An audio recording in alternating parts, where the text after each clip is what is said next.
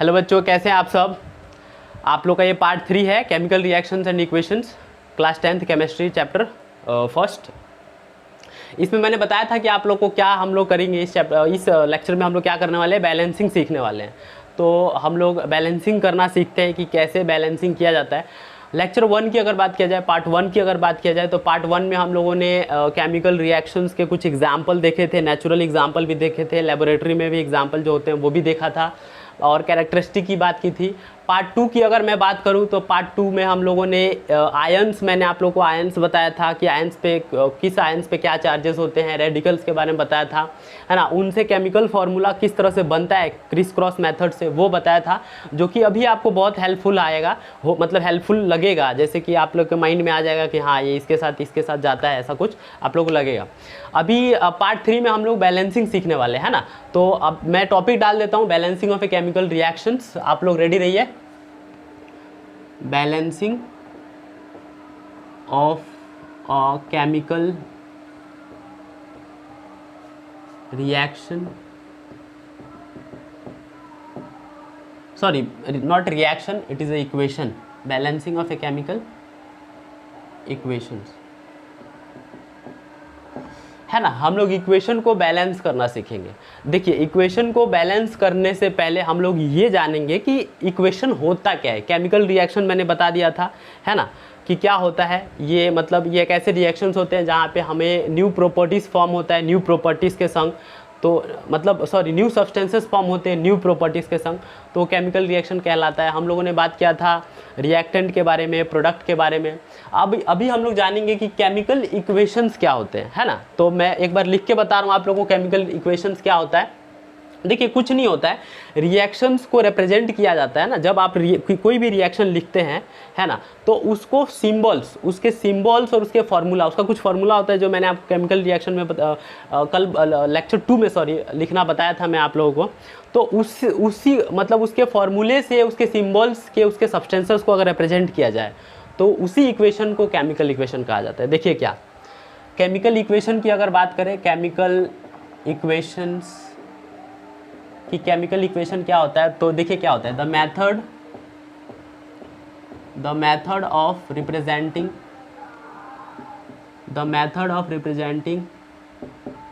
A chemical reactions,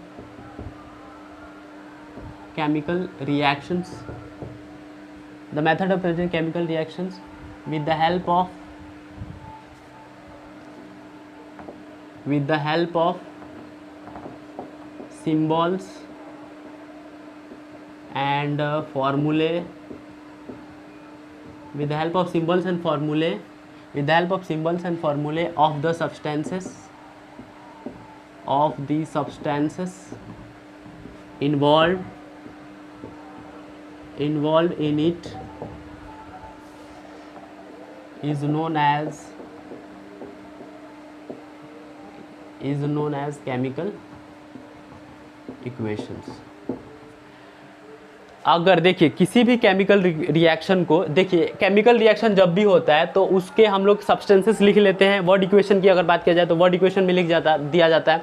उसी word equation को अगर हम लोग केमिकल इक्वेशन, उसके सिंबल्स, देखिए क्या कह रहा है, उसके सिंबल्स और उस सब्सटेंसेस के, जो सब्सटेंसेस केमिकल रिएक्शन कर रहे हैं, उनके फॉर्मूले से अगर रिप्रेजेंट कर दिया जाए तो वही केमिकल इक्वेशन होता है। वो क्या होता है, केमिकल इक्वेशन होता है। एग्जाम्पल के तौर पे अगर बात किया जाए तो जैसे मैंने आप लोगों को बताया था कि जो जिंक है, जिंक अगर रिएक्ट करेगा डाइल्यूट सल्फ्यूरिक एसिड के साथ तो क्या बनता है, क्या बन के देता है हमें, क्या बन के देता है, जिंक सल्फेट देता है ना। तो जिंक अगर, एक मिनट में एग्जाम्पल के तौर पे बता देता हूँ, अगर Zn रिएक्ट करेगा सल्फ्यूरिक एसिड के साथ H2SO4 तो हमें क्या देगा, जिंक सल्फेट देगा, ZnSO4 प्लस H2 गैस। ये हम लोगों ने देखा भी था, है ना। तो ये जो है ना, देखिए इसको तो पहले हम लोग वर्ड इक्वेशन में लिख लेते हैं कि जिंक लिख लेते हैं ZnIK और H2SO4 को लिख लेते हैं डाइल्यूट सल्फ्यूरिक एसिड, रिएक्ट करेगा तो हमें क्या मिलेगा, zinc sulphate plus hydrogen gas. तो डायरेक्टली मैंने ऐसा लिख दिया क्योंकि टाइम कंज्यूमिंग है। तो ये जो है ना केमिकल इक्वेशन है, इस चीज़ को हम लोग क्या कहेंगे, ये केमिकल इक्वेशन है। है ना। This is what, this is chemical equation. अब ये बैलेंस है कि नहीं है ये अलग बात है, लेकिन इसको ही क्या कहते हैं, केमिकल इक्वेशन कहेंगे। और आप लोग को पता है कि ये जो लेफ्ट साइड में जो लिखा है H2SO4 वो क्या है, वो रिएक्टेंट्स है, और जो एरो के राइट साइड में लिखा है वो क्या है, वो प्रोडक्ट है। आप लोग को पता है। फिर भी देखिए कुछ रूल्स होते हैं केमिकल इक्वेशन को लिखने का, आप कहेंगे तो मैं बता देता हूँ, है ना। देखिए बहुत टीचर्स बताते हैं कि ये रूल लिखना होता है, स्टेप बाय स्टेप करना होता है, बिल्कुल करना होता है, लेकिन इसमें बहुत ज़्यादा मतलब याद करने वाला कोई चीज़ नहीं है। आप एक दो बार किसी भी इक्वेशन को बैलेंस करेंगे तो आप लोगों को बिल्कुल आ जाएगा, ठीक है। तो उसमें कोई रूल रेगुलेशन याद करने की ज़रूरत नहीं है। अगर मैं बात करूँ एरो के पहले, तो ये जो रिएक्टेंट्स होते हैं ना, इसको रिएक्टेंट कहते हैं। तो मैं लिख सकता हूँ कि रिएक्टेंट्स, आप लोग भी याद रखिएगा, reactants are always written are always written on the left hand side, on the left hand side, are always written on the left hand side in the equation, ठीक है। रिएक्टेंट, अगर प्रोडक्ट की बात करें, products are always written on the right hand side, on the right hand side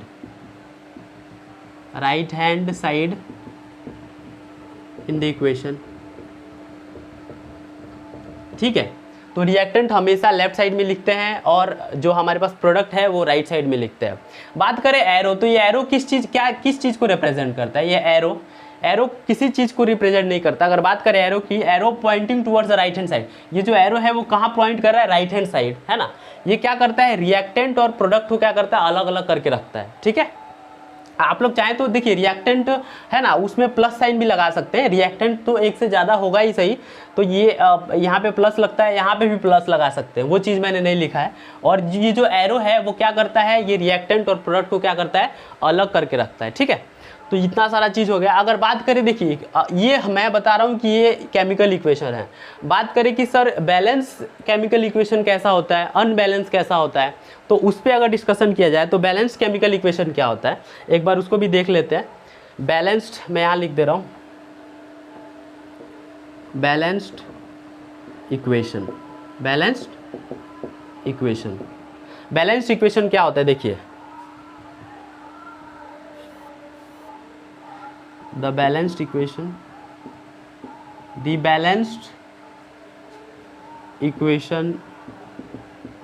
has equal number of atoms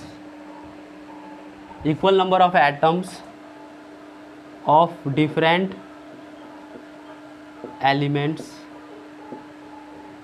different elements. The balanced equation has equal number of atoms of different elements in the equation.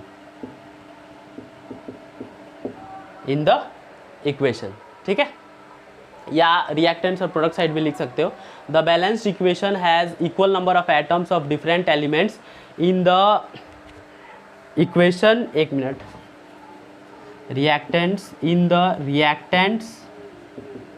And products, ठीक है। देखिए balanced equation क्या होगा कि ये जो number of atoms हैं, ये देख रहे हो आप लोग, ये जिंक भी एक एटम है, H2SO4 एटम्स, ये कंपाउंड है। तो बैलेंस्ड इक्वेशन कब कहते हैं, जब ये जिंक जो है रिएक्टेंट साइड भी इक्वल होना चाहिए और प्रोडक्ट साइड भी इक्वल होना चाहिए। कहने का मतलब है अगर रिएक्टेंट साइड में जिंक अगर एक है तो प्रोडक्ट साइड में भी जिंक कितना होना चाहिए, एक ही होना चाहिए, ठीक है। अगर बैलेंस्ड केमिकल इक्वेशन की बात किया जाए तो देखिए ये बैलेंस्ड है। मैं एग्जाम्पल के तौर पर इसी को लिख दे रहा हूँ कि zinc plus H2SO4 react to give ZnSO4 plus H2। यहाँ पे देखिए अगर नंबर ऑफ एटम्स की बात किया जाए, है ना, रिएक्टेंट साइड की बात किया जाए, नंबर ऑफ एटम्स अगर जिंक की बात किया जाए, रिएक्टेंट साइड में तो एक है, आप लोग देख पा रहे हैं रिएक्टेंट साइड में जिंक सिर्फ एक है, प्रोडक्ट साइड में भी एक ही है। अगर बात किया जाए हाइड्रोजन की, तो हाइड्रोजन देखिए रिएक्टेंट साइड में 2 है, प्रोडक्ट साइड में भी 2 है ना। अगर बात किया जाए सल्फर का, तो रिएक्टेंट साइड में भी एक है और यहाँ पे प्रोडक्ट के साइड में भी एक है। ऑक्सीजन 4 है और यहाँ पे 4 है। मतलब कह सकते हैं कि इक्वल नंबर ऑफ एटम्स है ना, ऑफ डिफरेंट एलिमेंट। क्या है कि इस इक्वेशन में क्या है कि इक्वल नंबर ऑफ एटम्स हैं रिएक्टेंट साइड भी और प्रोडक्ट साइड भी। तो हम लोग इसको क्या कहेंगे कि ये जो इक्वेशन है वो क्या है, वो बैलेंस्ड है। क्या है? बैलेंस्ड है। ठीक है, तो ये बैलेंस्ड इक्वेशन है। Balanced equation. अगर बात किया जाए अनबैलेंस्ड की, मैं रफ कर दे रहा हूँ, थोड़ा सा स्पेस कम है। अगर अनबैलेंस्ड की बात किया जाए तो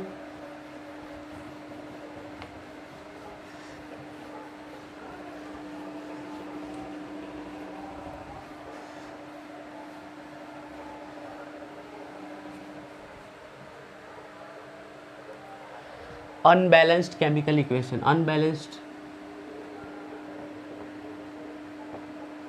अनबैलेंस्ड केमिकल इक्वेशन या इक्वेशन, ठीक है, केमिकल इक्वेशन। यहाँ पे क्या होगा, देखिए जब यहाँ पे हम लोगों ने क्या बोला यहाँ पे देखिए क्या बोला, the balanced equation has equal number of atoms of different element in the reactant and product side. बस आप लोग को यहाँ अनइक्वल कर देना है। क्या करना है? The balanced equation, unbalanced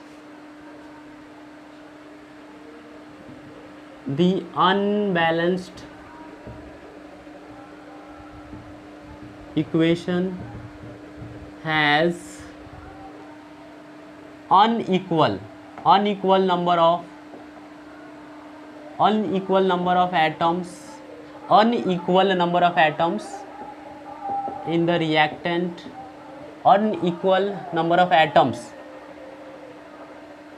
of various elements या different element of various elements in the reactant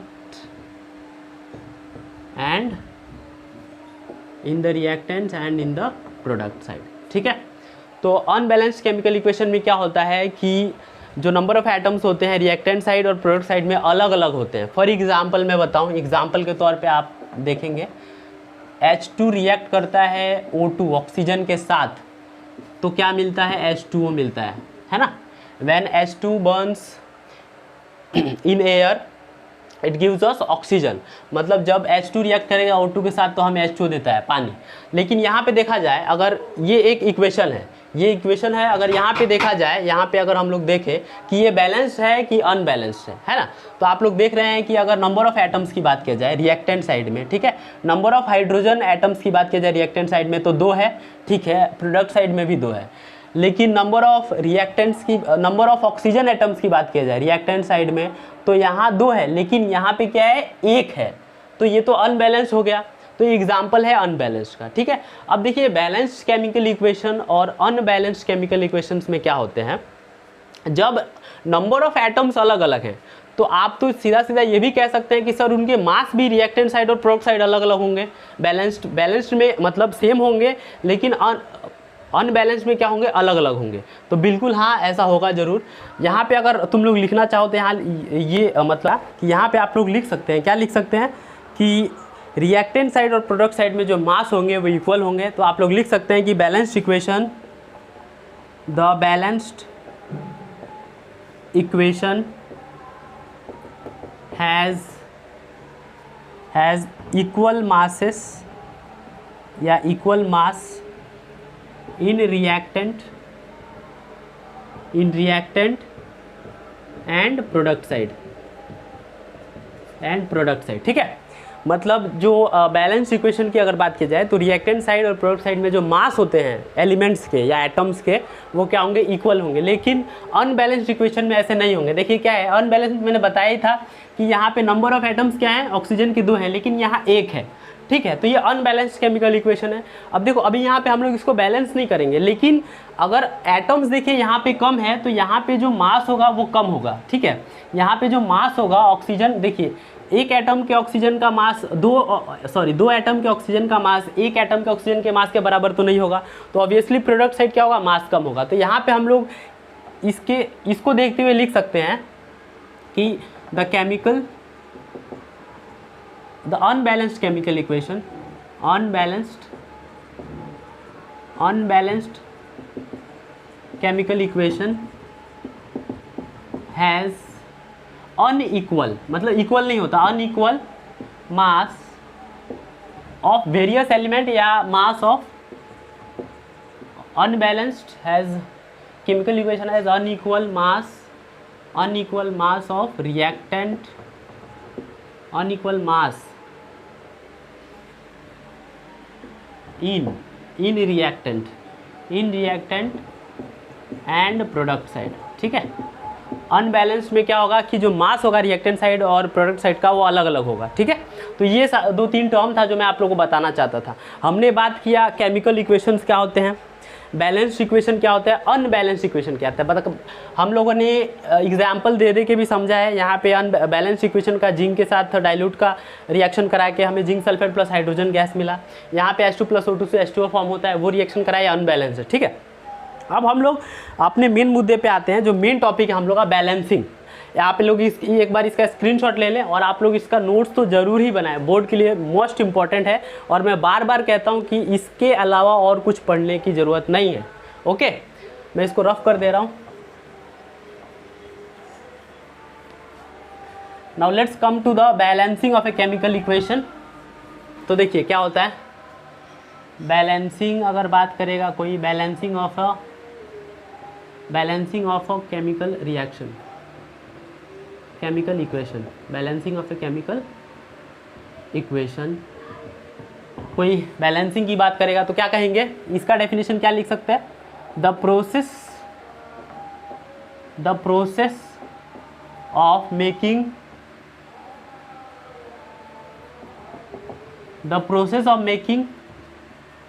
equal number of atoms, the process of making equal number of atoms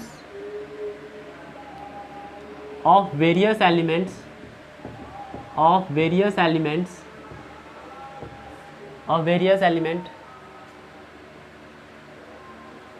in reactant and product side is known as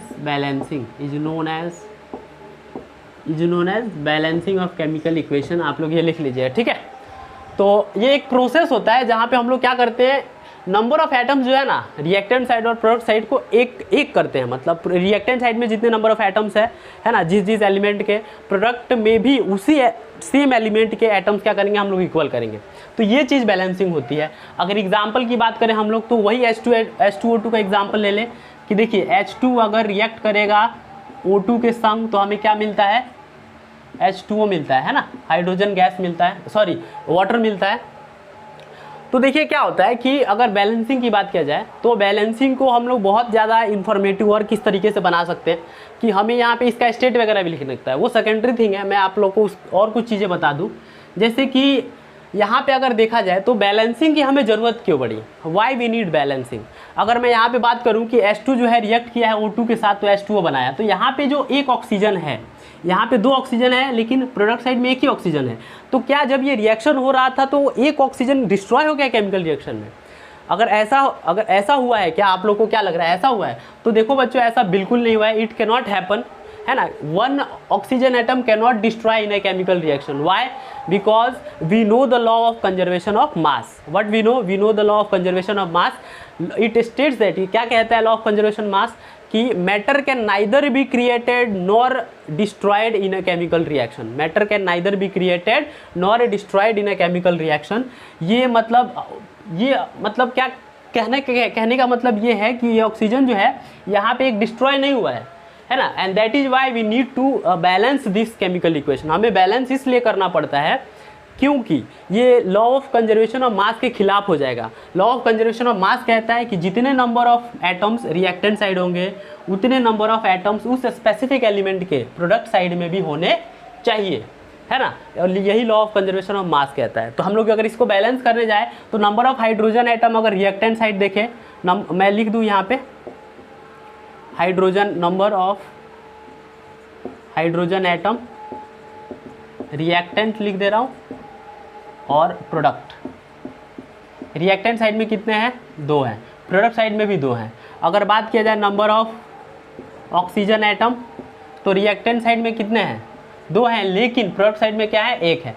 तो हमें product side में भी तो 2 करना होगा ना। We are trying to do the balance, हम इसको बैलेंस करने की कोशिश कर रहे हैं। We are trying to balance it. तो यहाँ पे तो एक ही है, तो 2 करने के लिए यहाँ पे हमें क्या करना होगा, 2 से मल्टीप्लाई कर देना होगा। जब हम यहाँ से 2 से मल्टीप्लाई करेंगे तो अब अगर देखा जाए तो number of hydrogen atom product की साइड तो 4 हो गए, लेकिन यहाँ पे 2 है। जब यहाँ पे लेकिन ऑक्सीजन एटम फिट बैठ रहा है, तो यहाँ पे भी 2, रिएक्टेंट साइड भी 2 और प्रोडक्ट साइड भी 2, तो यहाँ पे 2 हाइड्रोजन एटम है लेकिन प्रोडक्ट साइड में 4 है, तो यहाँ पे भी अगर 2 लगा दिया जाए तो 4 हाइड्रोजन एटम रिएक्टेंट साइड के भी हो गए और 4 हाइड्रोजन एटम प्रोडक्ट साइड के भी हो गए, और ऑक्सीजन एटम भी 2 हो गया। देखिए 2 ऑक्सीजन एटम, यहाँ पे भी 2 ऑक्सीजन एटम, तो ये इस तरह से बैलेंस हो गया। ठीक है, अब हमें जानना होगा कि बैलेंसिंग की जरूरत ही क्यों पड़ती है, why we need to balance. We need to balance just because we do the balancing just because to obey the law of conservation of mass, है ना, to satisfy the law of conservation of mass. We balance, एक बार ये बहुत important है, लिख लीजिएगा, we balance the chemical equation just to satisfy the law of conservation of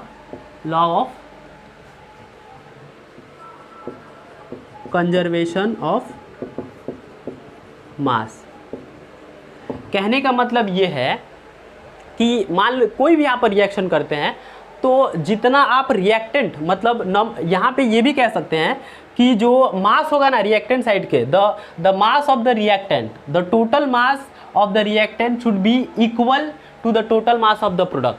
समझ में आ रहा है, जो मास रिएक्टेंट के साइड होगा वही मास प्रोडक्ट के साइड भी होना चाहिए रिएक्शन के बाद। मैं कह रहा हूँ कि मैं अगर 1 किलो पेपर ले रहा हूँ और जला रहा हूँ, जलाने के बाद जो मुझे राख मिलेगा वो सिर्फ 250 ग्राम मिलेगा, है ना। तो आप लोग कहोगे कि सर ये तो मतलब 1 किलो लिए तो 250 ग्राम ही राख मिला, तो बाबू वो तो क्या ये यहाँ पे लॉ ऑफ कंजर्वेशन ऑफ मास जो है फॉलो हो रहा है? तो बिल्कुल फॉलो हो रहा है। कहने का मतलब है जो आप लोगों ने जब पेपर जलाया, जो स्मोक में कन्वर्ट हुआ है, जो ऐश में कन्वर्ट हो गया है ना, राख स्मोक ऐश सब लेके अगर उसको वजन करोगे तो दोनों तरफ 1-1 किलो मिलेगा। तो ये इस तरह से फॉलो होता है। ठीक है, तो इसलिए हमें क्या होता है, बैलेंसिंग की जरूरत पड़ती है और इस तरह से बैलेंसिंग होती है। ये जो बैलेंसिंग हम लोग कर रहे हैं उसको हिट एंड ट्रायल मेथड कहा जाता है। कौन सा मेथड कहा जाता है? Hit and trial method. मतलब ट्राई कर करके देखा जाता है कि बैलेंस हो रहा है कि नहीं हो रहा है, और ये मेथड बहुत इजी होता है, हिट एंड ट्रायल मेथड। हम लोग सारा बैलेंसिंग जो है, बाकी rest of the balancing we are going to do by this method only, है ना। So the next question which we are going to do is the balancing of a reaction, of a chemical reaction. For the purpose of balancing हमें 2-4 rules जानने होते हैं, वो मैं एक बार board पे आप लोग को बता दे रहा हूँ। ठीक है, उसके बाद हम लोग क्या करेंगे, एक अच्छा क्वेश्चन जो है मतलब केमिकल रिएक्शंस करेंगे और उसको बैलेंस करने की कोशिश करेंगे। ठीक है, कुछ रूल्स हैं जो केमिकल इक्वेशंस को बैलेंस करने के लिए हमें आने चाहिए। What are those rules? मैं यहाँ पे 1 बाय 1 लिख दे रहा हूँ, है ना। आप रूल्स ना, जैसे कि आप लोग जनरली उसको माइंड में रख सकते हैं, वो चीज़ें आप लोग को ध्यान रखनी चाहिए, तो इसीलिए बैलेंसिंग में आप लोग को बहुत मदद मिलेगी। देखिए क्या क्या वो चीज़ें हैं। फर्स्ट अगर बात किया जाए, अगर मैं, ठीक है, मैं लिख दे रहा हूँ rules for balancing a chemical equation, balancing a chemical equation. कुछ चीज़ें जो हैं जो हमें ध्यान रखनी चाहिए। पहली बात क्या होगा कि जो हमारे पास जो रिएक्टेंट है वो एरो के लेफ्ट हैंड साइड में होना चाहिए। The reactant should be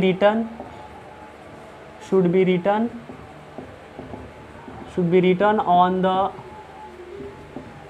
left hand side of an arrow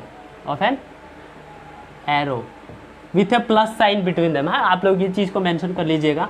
दोनों के अगर रिएक्टेंट है तो दोनों के, अगर 2 रिएक्टेंट है, 3 है, तो प्लस साइन उसके बीच में रहेगा। और बात किया जाए, the products are written on the right hand side of the arrow, right hand side of an arrow. ठीक है, with a plus sign between them. इस चीज़ का आप लोग ख्याल रखें। मार्कर ये प्रॉपरली वर्क नहीं कर रहा है, 1 मिनट। थर्ड अगर बात किया जाए, थर्ड क्या हो सकता है कि जब भी आप लोग बैलेंसिंग करते हैं तो हमें क्या करना है, जो हमारे पास रिएक्टेंट है, प्रोडक्ट है, उसका फिजिकल स्टेट जरूर मेंशन करे। क्या मेंशन करे? उसका फिजिकल स्टेट जरूर मेंशन है। मार्कर एक्चुअली प्रॉपरली वर्क नहीं कर रहा था, इसीलिए रेड लेना पड़ा। Third, by indicating the physical states,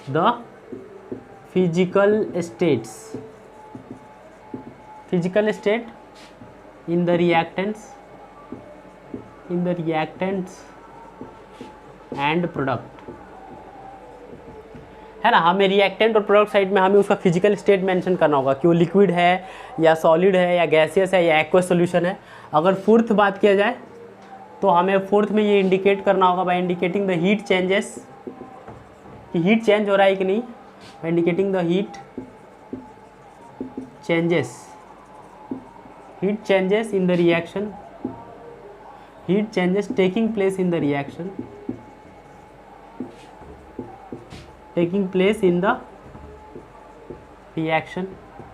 है ना। रिएक्शन में क्या हो रहा है वो लिख लीजिएगा। हमें ये देखना होता है कि यहाँ पे ऐसे मतलब ऐसे केमिकल रिएक्शंस में हीट, कुछ ऐसे केमिकल रिएक्शंस होते हैं जिसमें क्या होता है, हीट एब्जॉर्ब होता है, और कुछ रिएक्शन होने के बाद जैसे हीट इवॉल्व होता है।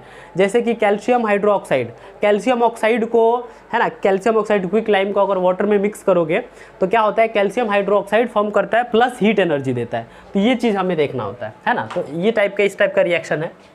अगर फिफ्थ देखा जाए तो फिफ्थ आप लोग क्या कर सकते हैं, फिफ्थ हमें ये ध्यान रखना होगा, indicating the heat changes taking place in the reaction by indicating, fifth लिख सकते हैं by indicating the conditions,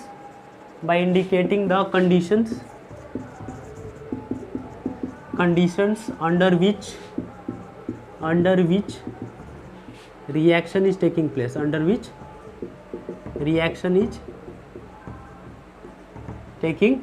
place, मैं यही लिख दे रहा हूँ, ठीक है। हमें यहाँ पे ये मेंशन करना होगा कि किस कंडीशन में जो है क्या हो रहा है, मतलब ये रिएक्शन हो रहा है। मतलब रिएक्शन कराने के लिए कुछ देखिए कैटलिस्ट दिया जाता है। कैटलिस्ट वो चीज़ होता है जो कि रिएक्शन को फास्ट कर देता है ना। तो वो चीज़ हमें मेंशन करना होगा कि वो किस टाइप का रिएक्शन है, वो चीज़ हो गया। और सिक्स्थ हमें क्या करना होगा, द वेरी इंपॉर्टेंट चीज़ है जो हमें ध्यान रखना होगा। क्या ध्यान रखना होगा? सिक्स्थ पॉइंट कि हमें कभी भी फॉर्मूलाज और सिंबल्स नहीं चेंज कर देना है केमिकल इक्वेशंस में। केमिकल इक्वेशन जब भी हम लोग बैलेंस कर रहे हैं, तो अगर बैलेंस नहीं हो रहा है ना, तो ऐसा नहीं गुस्से में आके इक्वेशन ही बदल दिया, हम लोग फार्मूला ही बदल दिए, सिंबल्स ही बदल दिए, तो वो चीज़ नहीं करना है। देखिए मैं क्या बता रहा हूँ, we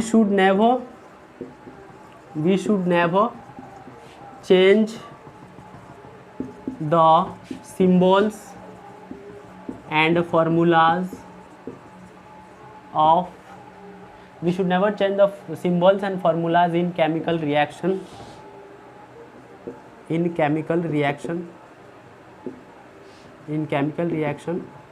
of elements and compounds,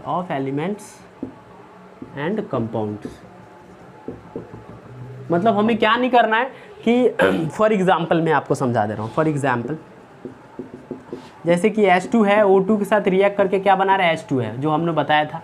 तो ये H2O बना रहा है, ठीक है।